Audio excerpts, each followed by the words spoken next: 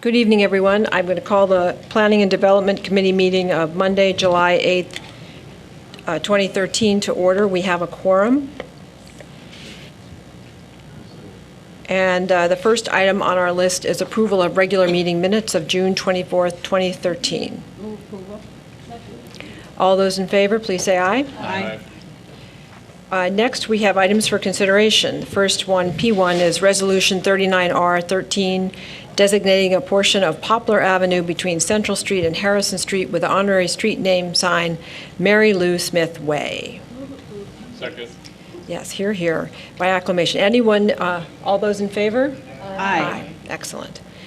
Next is P2, approval of Sidewalk Cafe for Farmhouse Evanston. This is a first-time application for a Sidewalk Cafe permit for Farmhouse Evanston, a Type 1 restaurant located at 703 Church Street. Move approval. Second. Yes. All those in favor? Aye. Excellent. Is Farmhouse open already? No, this coming week.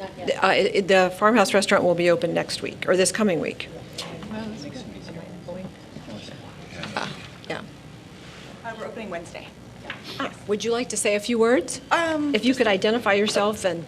My name's Diane Mulligan, one of the owners of Farmhouse Evanston. Just wanted to say that we're so excited to be opening. We had a first opening cocktail party and our first sort of investor dinners tonight and tomorrow, and then opening Wednesday. So Okay, great. Congratulations. thank you. Yes. I'm looking forward to seeing you all there.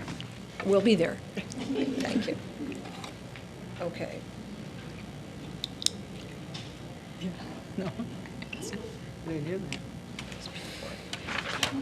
All right. The next item we have is P3, approval of the sidewalk cafe for La Maquina Cafe. I hope I pronounced it correctly. Move approval. Second. All those in favor? Aye. Anyone from La Maquina who would like to speak?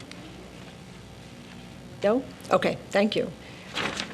Next, P4, approval of an application for home funds for a tenant-based rental assistance program by Connections for the Homeless. Move approval. Second. All right, we have a number of folks who have signed up to speak on this issue. The first person, is Suzanne Calder.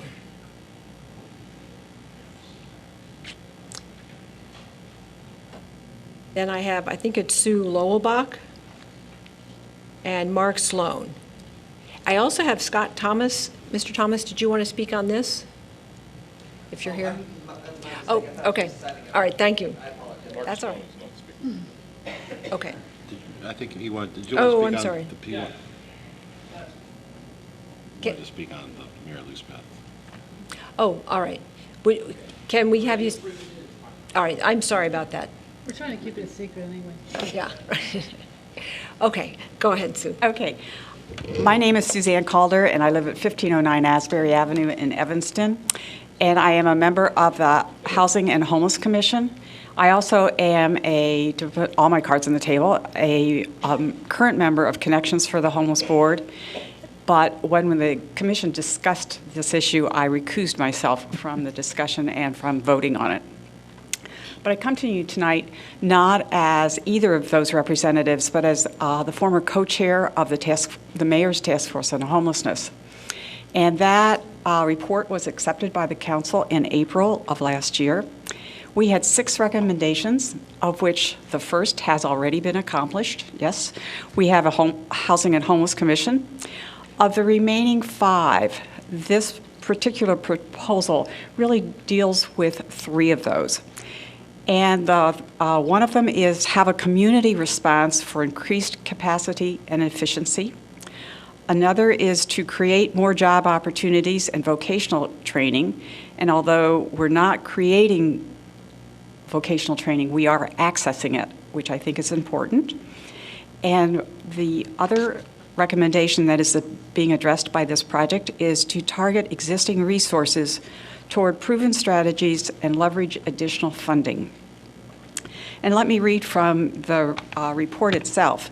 It is important to note that the plan does not call for additional resources from the city. it recommends retargeting funding to be more efficient at addressing homelessness and collaborative efforts to leverage additional resources of private and public funding. If the plan is to be successful, it must be multifaceted, with many public and private entities working together to accomplish these recommendations. Homelessness did not happen overnight, nor will it be ended quickly. But this project will provide stability for a number of families with children in District 65. It also will have a long-term impact. It's a finding of studies of homelessness that 60% of adults who are homeless were homeless as children.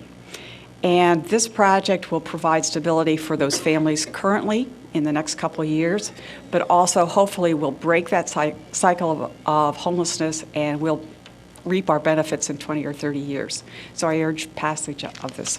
Thank you. Thank you.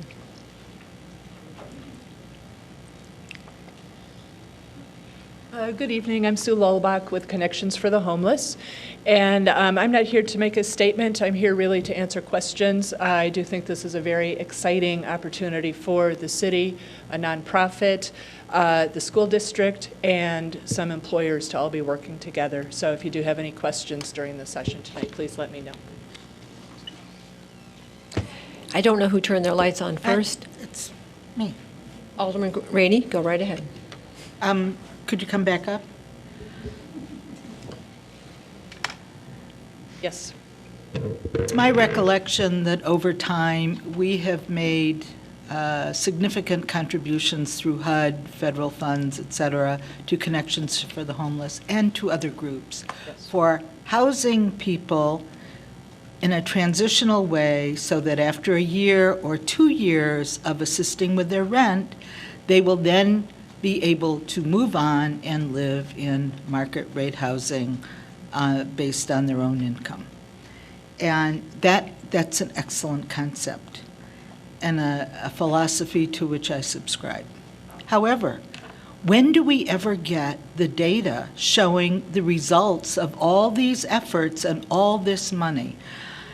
Maybe once or twice I've heard about a FIT program that, well, somebody got a job at McDonald's, or somebody's going to be a nurse's aide someplace, but I never get any substantial final information regarding the efforts and the money. And I really need that. I need that badly. This is $500,000 being committed for 3 years for exactly the same concept. Housing people so they can then go to work, so they can get jobs, so they can then pay their own rent. What about all the others?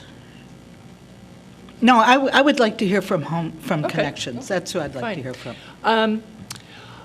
Well, I can tell you about the FIT program. I know about, I helped okay. design the FIT Right. program. And we do know some of the results of that. How many people did you sponsor in the FIT program? In the FIT program, Connection sponsored 5 people between 2008 and 2011.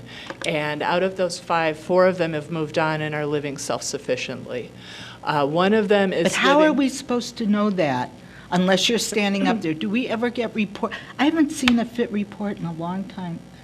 Am I just not paying attention? Maybe I'm not paying attention. No, I would love to be up here reporting every year on these, so I hope that Every we will year? be I'd doing like that. to have a report every 3 months. That would be fine. Yeah, I mean, would this be is happy real to. money. The FIT Yeah. money was real money. I mean, that's Yeah. right out of our And I pocket. think that's built into this proposal as well. There are quarterly reports on what we're I doing. saw that. I think one thing that is a bit different about this particular program is that the $500,000 from the city would pay for the housing. One thing that is, to add on to that then, we have about $200,000 to $300,000 in funding that Connections is raising for the case management and the employment piece. The new piece is the education piece, because with FIT and many of the others, we were getting people jobs, but they weren't necessarily qualified for the living wage level jobs. And so that is the intent of this program. But that was the intent of that program, too. I mean, that's what we said. That's what They we were said. going through And school. also, you've been putting people in transitional housing, in addition to the FIT program, with public funds. And what happens to those people? We don't yeah. get reports on that. Yeah. Well, we need to get you some then. Uh-huh. And, yeah, we have converted some of those programs to permanent supportive housing, Permanent. primarily for disabled people. This is not what this particular proposal is for. And another question, a minor detail. Who will the lease be with? The tenant or the organization? That I personally don't know. It's It's, either or. Sarah Flax, Housing and Grants Administrator. Thank you for, that is a very good question. It has to, it's with three people, with three. It's the landlord, the tenant, but Connections is also on it, which is the same in the agreement, which is the same thing that is being done right now with the new way emergency solutions grants were designed by the federal government, and it reinforces the relationship between the organization that is providing the support and that individual, so the landlords then have the frankly, the confidence to sign a lease with people. I'm not worried about the landlord signing the lease, because for full-blown rent, they're going to sign the lease. I mean, what I'm worried about is, let's say in those 3 months, that, or however many months, that the tenant is no longer eligible for the program. Not because they make too much money, of course, but because they screw Something up. else. And yeah. The landlord-tenant ordinance in the city of Evanston is going to govern that lease. How are you going to get rid of that tenant? You're saying that the tenant will no longer be eligible for the program, but of course the tenant will be in the unit, and what are you going to do about that?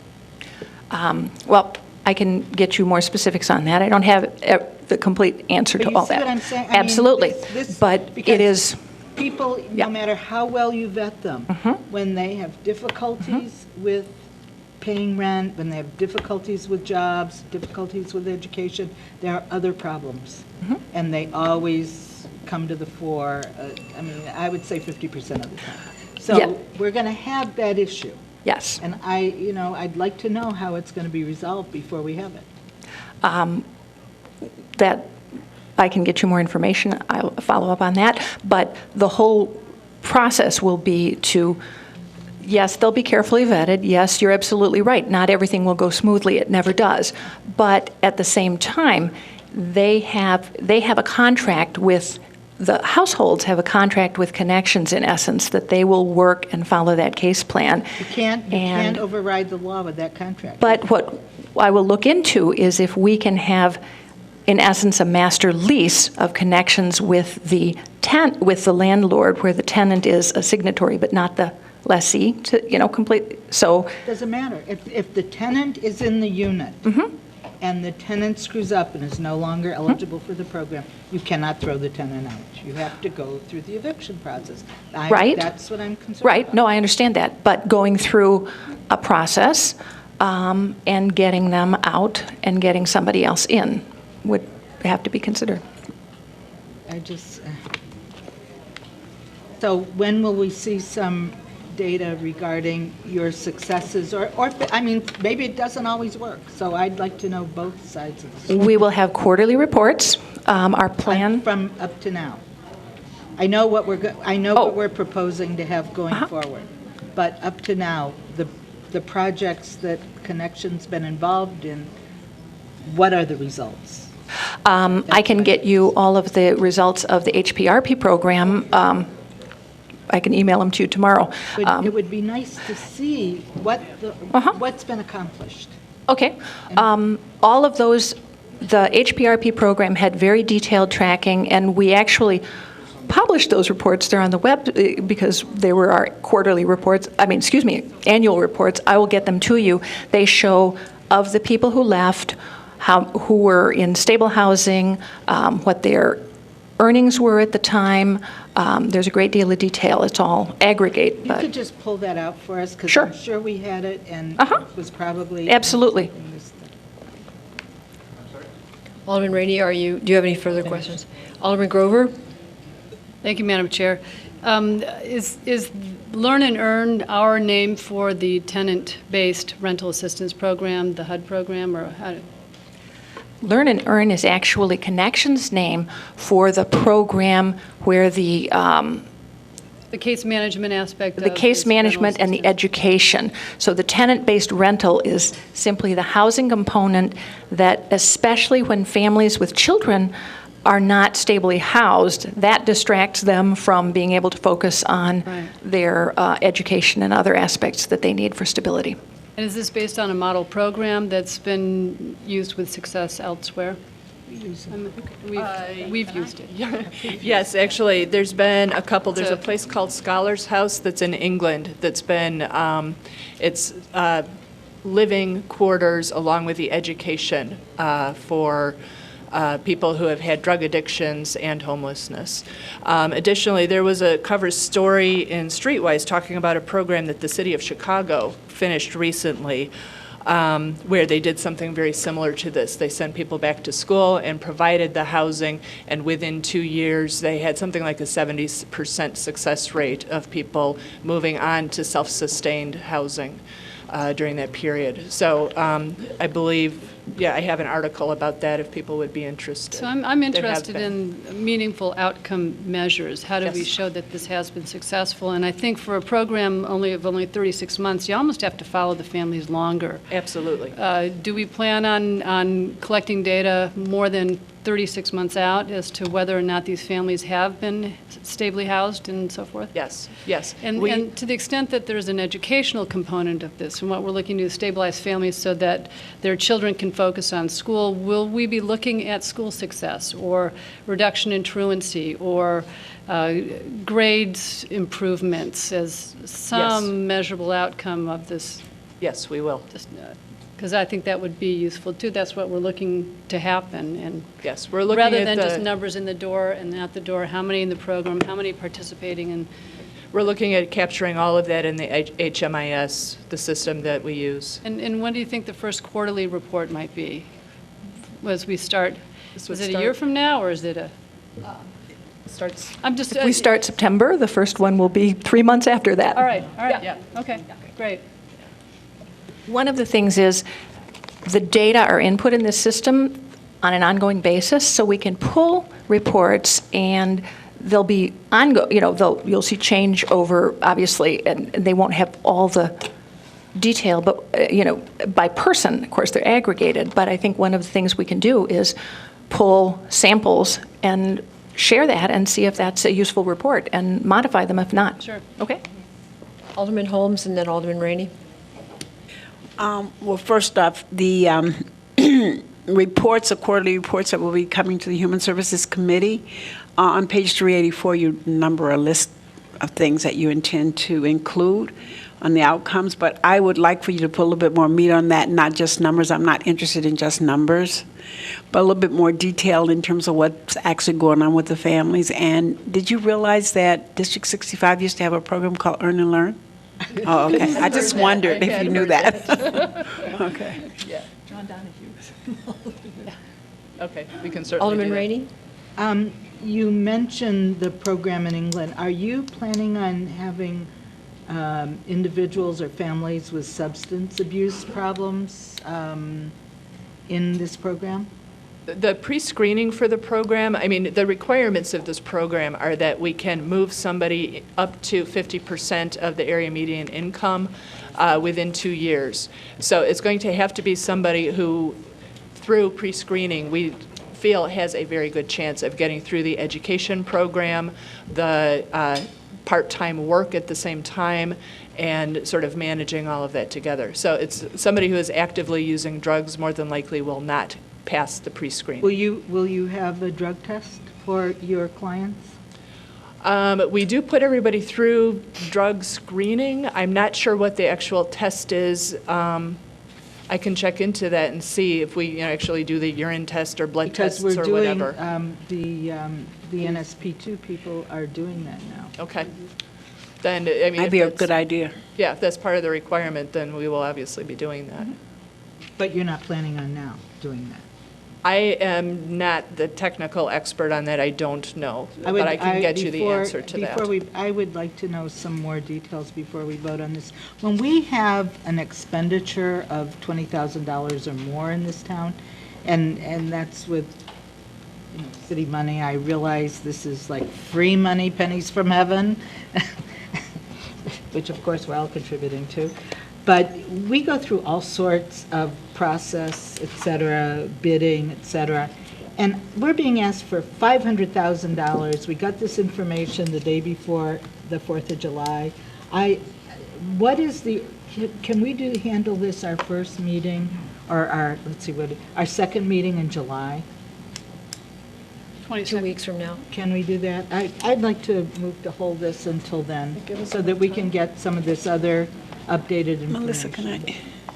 Alderman Holmes? Well, also, I wanted you to look at the other side of it too, Alderman Rainey. We don't want to set people up that would not be able to make it. So the drug screening may be very, very helpful in terms of the client as well, not just because of what it may do for us on the other end, but also for them. If they have no chance of making it, then we shouldn't be putting them in that kind of situation. We have no objection to that. I might have misstated, but I'm in total agreement. Yeah, we've got no objection to doing that. So. So Right there- I'd like to hold this till our next meeting, and then you can single out that information for us, and any information you have about connections, specific progress in other areas regarding training and housing and moving on to. We'll provide information on the FIT program of the Connections clients. We'll also provide the people who are currently in the Learn and Earn program who are not necessarily families, but it will help show the success of that job component. It's the same job component, but they are not people who are getting.